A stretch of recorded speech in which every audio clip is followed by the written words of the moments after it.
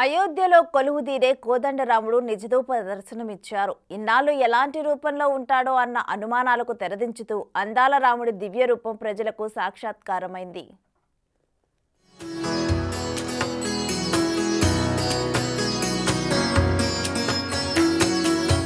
చిరునవ్వుతో కూడిన నిర్మల రూపం, బాలరాముడి మోములో ఉట్టిపడుతున్న దైవత్వం, బంగారు బాణం విల్లుతో దర్శనం.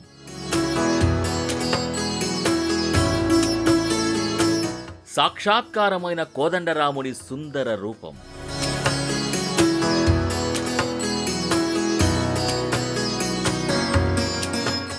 ఐదు 500 ఏళ్ల నిరీక్షణకు తెరపడింది.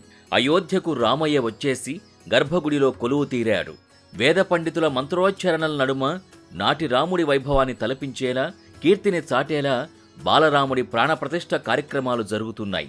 భవ్య మందిరంలో ప్రతిష్ఠించే బాలరాముడి విగ్రహం ఎలా ఉంటుందన్న అందరి ఆలోచనలకి శుభం కాటుపడింది.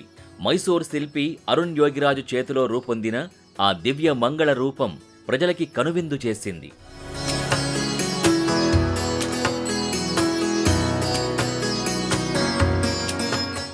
నిర్మలమైన బాలరాముడి రూపంలో దైవత్వం ఉట్టిపడేలా ఉంది ఆ కోదండరాముడి దివ్యమంగళ రూపం.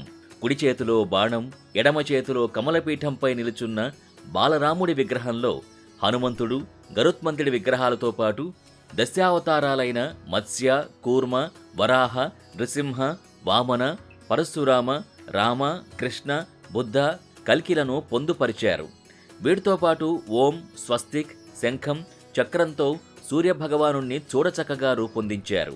51 అంగుళాల పొడవుతో అయోధ్య రామయ్య నిలువెత్తు రూపం ఇప్పుడు కనువిందు చేస్తోంది.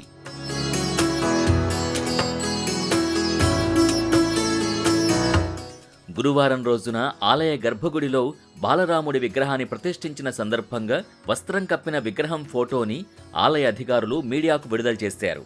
శుక్రవారం ఉదయం విడుదల చేసిన మరో ఫోటోలో విగ్రహం కళ్లకు వస్త్రం కట్టి ఉంది. అయితే బాలరాముడి నిజరూప దర్శనంతో కూడిన ఫోటోల్ని ఆలయ అధికారులు శుక్రవారం మధ్యాహ్నం రిలీజ్ చేశారు. అయోధ్య ఆలయంలో ప్రాణప్రతిష్ఠకు సంబంధించిన పూజా క్రతువు ఈ నెల 12న ప్రారంభమైంది. 22న ప్రాణప్రతిష్ఠకు సంబంధించిన ముహూర్తాన్ని ఖరారు చేశారు. ఇందులో భాగంగా రోజుకో కార్యక్రమాన్ని నిర్వహిస్తున్నారు వేద పండితులు. ఇందులో భాగంగా రామ్లల్లా విగ్రహాన్ని అయోధ్యాపుర వీధుల్లో ఊరేగించి గర్భగుడికి చేర్చారు.